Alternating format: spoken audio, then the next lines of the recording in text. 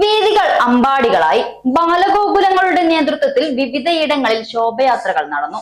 ആയിരങ്ങൾ അണിചേർന്നു. ജന്മാഷ്ടമി ദിനത്തിൽ നിരത്തുകൾ അമ്പാടികളായി. ഉണ്ണിക്കണ്ണന്മാരും ഗോപിക ഗോപാലന്മാരും അണിനിരന്ന വർണ്ണശോഭയാത്രകൾ വിവിധയിടങ്ങളിൽ നടന്നു. ഒറ്റപ്പാലം പൂഴിക്കുന്ന ശ്രീകൃഷ്ണ ക്ഷേത്രത്തിൽ ജന്മാഷ്ടമിയുടെ ഭാഗമായി വിവിധ കലാപരിപാടികൾ അരങ്ങേറി. ഒറ്റപ്പാലം ബാലഗോകുലത്തിന്റെ ആഭിമുഖ്യത്തിൽ നീലിക്കാവിൽ നിന്നും ചിനക്കത്തൂർക്കാവിലേക്ക് ശോഭയാത്ര സംഘടിപ്പിച്ചു.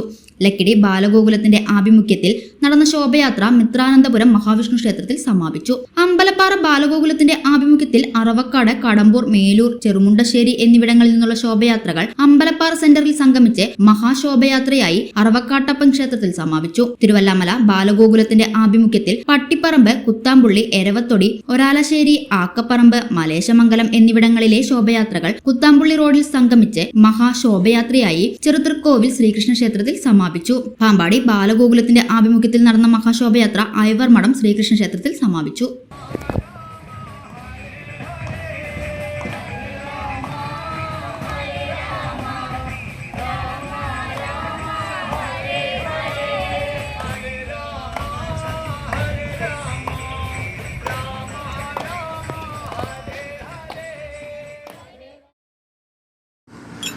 ചേട്ടാ ഒരു ചായ.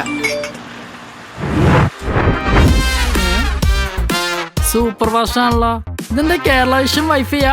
ഫാസ്റ്റ് ഒക്കെ തന്നെ, പക്ഷെ Kerala vision wifi connection free ആണ്. ചായ ഫ്രീ അല്ല, കാശട് Kerala vision free wifi connection. Free ആയി കണക്ട് ആവൂ.